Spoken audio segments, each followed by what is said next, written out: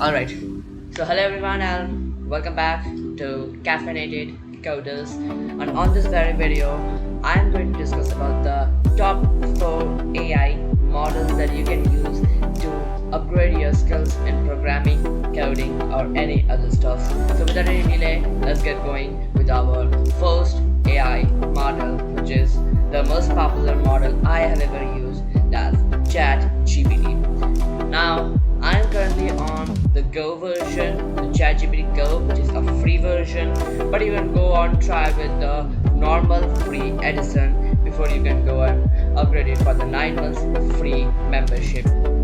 Alright, so now the main factor that why we use ChatGPT for our programming skills is it can handle the programming very easily. You can write codings, you can generate code snippets, image generation, everything from top to the bottom. It is the topmost AI I have ever used, and I actually integrate in my daily workflow to improve my workflow, my agendas, completing my day-to-day tasks and everything. So let's go and ask ChatGPT to do some nice little tasks. So let's go and write here and say that like I am new to Python. Let's learn Python from 0 to hero.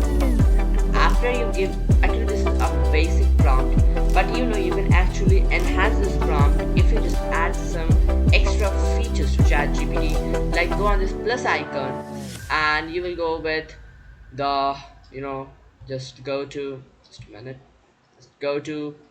more, and then you will go to study and learn. So what is this study and learn feature? So the main implementation of this feature is that whenever you are asking ChatGPT to help you learn something from scratch, with the help of this study and learn feature, it will be just like an interactive classroom session.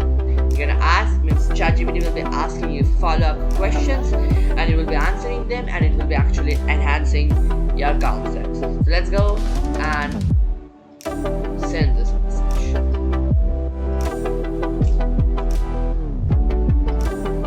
So you can see that it's actually reading some docs over the web, and that's also a very cool feature. And yep, my nickname is Riju, so you can just go ahead and call me that name also. So yeah, so you can see how formatted it is. Well, actually normally if you are new to ChatGPT won't be giving you text in such a formatted, clean, structural manner, and that is because you don't have any predefined settings in the ChatGPT. So what you have to do is that you have to go let's just go to my settings. So I'm showing you.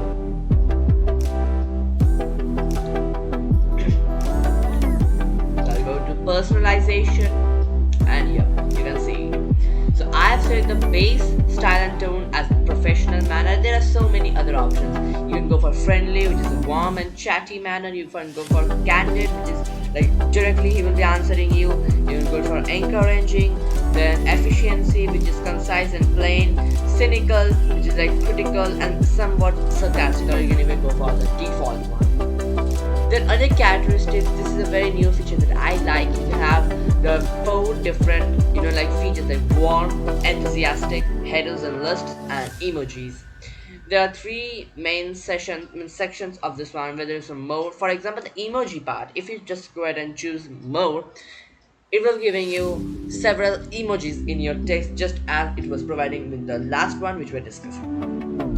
So yep, and here's some custom prompts which you can actually give. For my case, I've given it some old prompts which I was using when I was a kid, and you can even go ahead and give yourself a nickname. So if I want to give myself a nickname, I can just go for Shagny, or real name is Cafe Naked. That's it.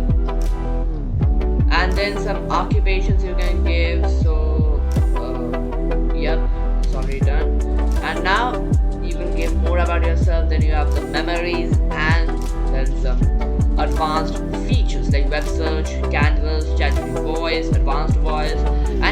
search. And if you just go ahead and close the canvas mode and the web search mode, it won't be able to search the web or write code for you. So that's the main drawback, so you have to keep it on. I'll just go ahead and save it. So yeah, so you can see how structural manner it is provided. You means like from starting you have it's also asking you that whether we have done any programming languages, so you have to scratch base language. Then Java, which is an intermediate language. HTML is the simplest of all, which is you can also go for nothing at all one also. Then there is also some simple definitions like Python, which is a high level interpreted programming language. It is given instructions and blah blah blah. So, and you can even use it for several tasks. It's also mentioned that AI, web dev, automation, apps and games, which I'll be discussing in my further upcoming videos. The most basic programs, and then some output based programs. And yep, this is a new feature which I had asked it to save in its memory, that is it will be giving you sources. So that's basically what you can do with ChatGPT regarding the things related to programming. Not only programming, you can go ahead and like generate images from ChatGPT. Like if I say I'll just go and choose this create images option and just tell him to generate some image like generate the image of like teenager programmer sipping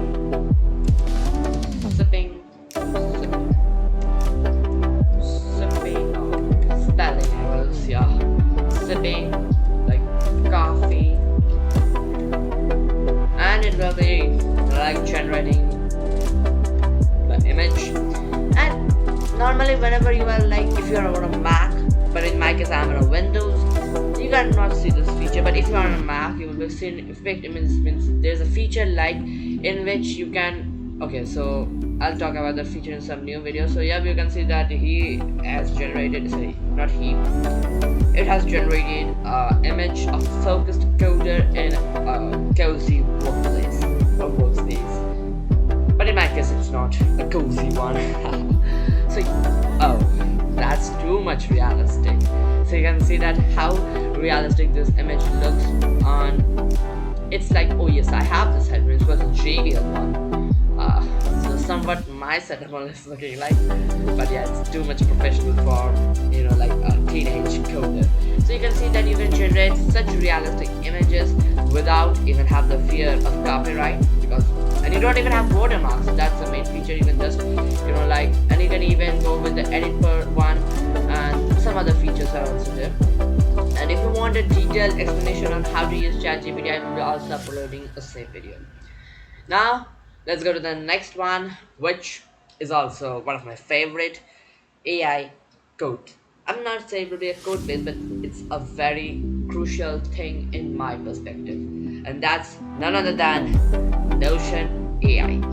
Well, normally people go ahead with the desktop version of Notion AI, but in my case I just don't like to, you know, like, why overload your system when you can use the web version. So if I use the web version of Notion, just go ahead and sign up and you can see so much features, and in your case you won't be seeing such things because I have already used it. So how can you use Notion in your day-to-day tasks? Suppose you are an entrepreneur, or maybe you are a programmer who is planning to give some hackathon or some coding competition in the near future, and you want 100 days, or you have taken up the challenge of 100 days coding challenge, which is a very good coding challenge. So basically how you will be using Notion is that you can ask Notion to create a plan for you. Like you can see this small icon down here. I have named it Mew Text here. So you can even use the shortcut key for Control J, and his name is Mew because it has a nice sketch. And you can even customize it in your own way. I have named it Pep. And you can go for a mustache, a Bambi copter, a cap, a boaty. Oh sorry, it's spooky, not a boaty. You can even add Notion effects. Why is there a leaf which is half eaten? I don't know why. But yeah, you go for a muffler, you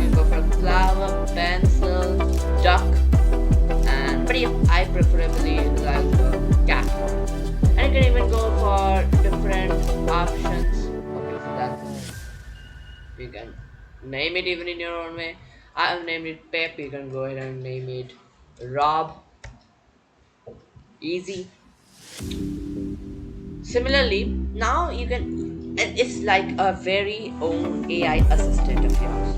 So you have too many models like the Auto model, the Sonnet 4.6, Opus 4.6. Yep, I have used both the Sonnet and Opus one. They are parts of the Anthropic cloud coding. It's very nice. You can go for the Gemini 3.1 Pro, GPT 5.2, GPT 5.4. There are lots of other models. So now let's like create some database like we can search for anything. Here is also giving you create a task tracker, analyze PDFs or images, write meetings. So let's go for a task tracker. So once you give any task to this personalized AI of Notion, which we commonly call the Notion AI, it will be creating it for you. Start scratch to the maximum of levels. And yeah, all set. It has created it. So yep, I just go ahead and open the database. Let's go. And you can, let's just wait for it to load up the things.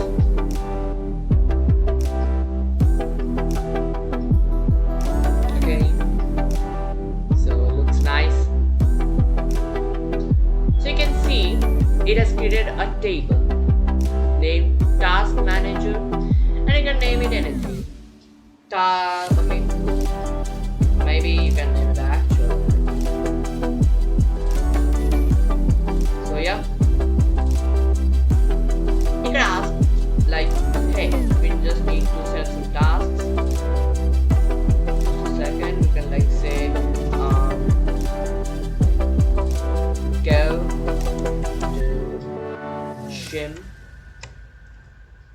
Status inactive. Let's go for the status. Okay, you can see that once you go for the status one, you can see so many options like done, in progress, not status. I'll just go to do assign. I'll just go ahead and assign myself only. Priority. You can set the priority also. Change the order. So I'll go with the high one. Due date, you can set your own due date, like suppose tomorrow if I need to go to the gym. And for tags, you can go for like person. Boom. So much easy. Now again, if you click on new, just close the screen. Yep, you can create one more thing. What you can create? You can create one more thing, and you can even open it in a side panel, so you can edit the things. So let's say go to, you can see that on the side it's also changing. So just watch this, how this thing changes. Go to like grocery, then go to assign. I'll just go to me. Date, let's get for today. Let's go for again. Let's go for, okay, let's go for today. Today is the evening. Priority, we'll go for a medium one. Status, we will go for not started yet. And tags, we will go for again personal one. So yep, you can even go in this manner. So yep, that is how you can structure your entire workflow and monetize it or even automate it using some automating bots. I'm launching a brand new course on that actually. So just wait and watch. Now the next AI which I'm gonna talk about, I have used it a lot. Means before even I knew what is ChatGPT, I had used it, and yes, that's neither cloud code, neither codex, but Blackbox. Enterprise grade AI agents with frontier and open source model access, ship faster with autonomous multi-agent execution through only one API. And you can see there are so many brands, they have actually run agents from anywhere, anytime, and autonomously, obviously. So you can see so many options they have here. Like you can go for the command line interface, you can go for their own personal IDE. Yes, I have used the IDE one, but it's actually like, in my opinion, it's not that good compared to VS Code. Anything? means it's just like a copy pasted thing of cursor, the cursor ID, similar to that. You can even go for the cloud based one, which is always on and always working. Then the API one, just go and copy the API keys and then integrate them in your system. The mobile version, just go ahead and download it on your mobile so you can access your code from just your pockets. And finally the builder, which like gives you something to build from directly from scratch. So let's go and build something. Okay, let's go and build something. Okay, so yep, currently on Blackbox. What you have to do before you can even use it is that I will ask it to, let's go, okay, create a portfolio website for programmer who loves code and coffee. And yes, it will ask for you to sign in. Just go ahead and signing it up. Go with my account. Some options.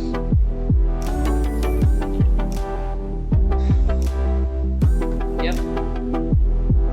And you can see that there's some other options here like integrations and other stuffs. But we won't be delving into right now at this moment. So let's go ahead and set it, and you can see that's the main problem with Blackbox I find. It's I have to purchase it. Okay, but not only we can go like not only the app one, we can even like start. Let's go for a new app. You can go for the GPT 5.2, give the same command. Let's go for a creative profile, whatever it is using, I don't know. I can see. Helps.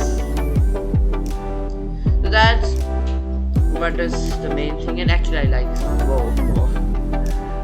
Some very nice scripts. Okay. That comes to the end of the Blackbox AI. Then the last but not the least one, that's none other than the very Indian made Perplexity AI. Okay, Perplexity AI is like fine, good thing. So let's turn my ideas, let's go and delve into the thing of Perplexity AI. Upgrade to maps, to computer. Just a second, why is not closing? Okay. Create an internal tool, build a web app with user authentication and a database. Let's go and do this one. Okay. You can go on anyone. Like this one. These are some pre-built websites using Perplexity AI. And I have no idea how an AI can build this. You can see it's just awesome. It's actually the like some value added stuff. I don't know what it is. So an entire based thing, some economy based one. So we are not delving into those things. So we are not gonna see them also. Just build a web app with the user authentication and a database and a clean UI. Deploy it live and walk me through the architecture. Let's go. Okay. Again, we have to. It's just you can actually do these things on ChatGPT for free. Yeah. Just a nuisance. I don't know.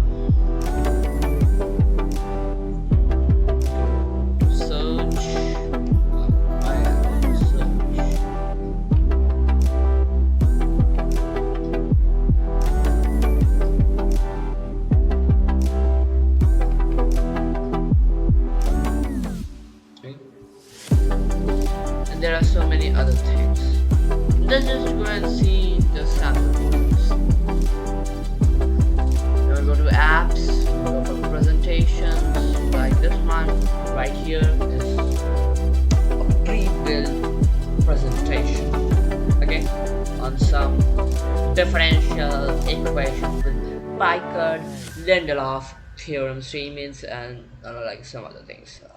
I don't even understand what they are. Okay, a good presentation is actual, I would say. But actually, I don't understand why is this thing so flat. So that's like some of the backflows and other things. And if I just quickly go ahead and summarize the things up for you, so mainly what we find out in our daily workflows is that ChatGPT lies on the top. You can go for the free model, and free model is I guess the best one. Let's just go ahead and test one more AI for like one of my favorite ones. I'll just go ahead to search, type Gemini, Google Gemini. Well, I actually use this Google Gemini a lot of my times. So it's from Google. You get these features, same as ChatGPT, but I guess ChatGPT is better because if you go with the image generation one, you will be getting watermarks. So that thing sorted, and I will now once again show you a very interesting feature of ChatGPT. Just I will go here.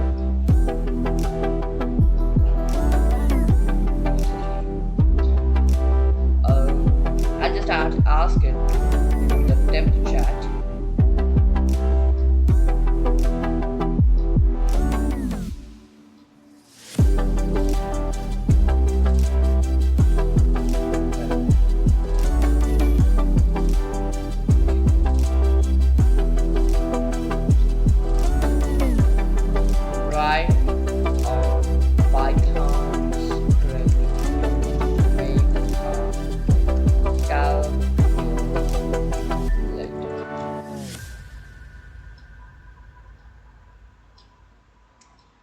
See, it's written the script in advanced version also.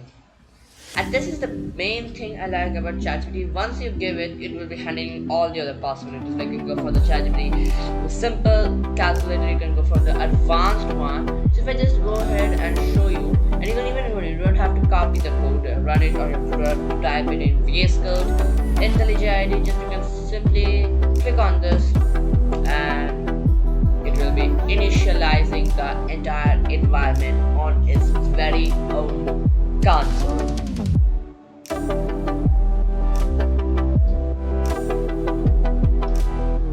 With what? Run some errors. Yeah, you can see errors before it even ran. You can just go ahead.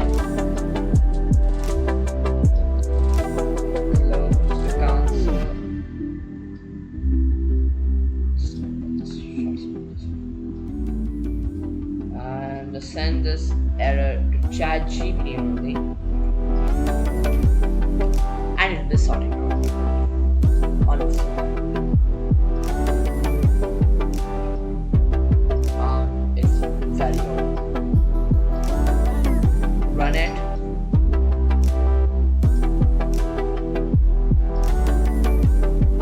Again initializing, and yep, you can see your very own code.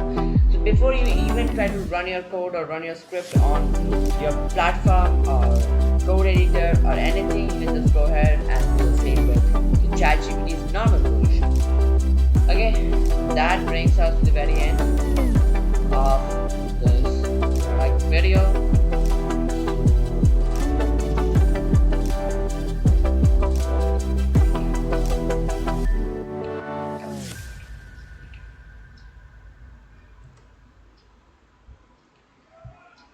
And okay, so that brings to the very end of this video. I hope you guys liked this video. If you guys liked it, just go ahead and hit the subscribe button beside my name of the channel, and it will actually benefit me and as well as you guys, because I'll be sharing more such coding tips and tricks on this very channel, whether it is in the form of a short video or whether it's from a long video, just like this.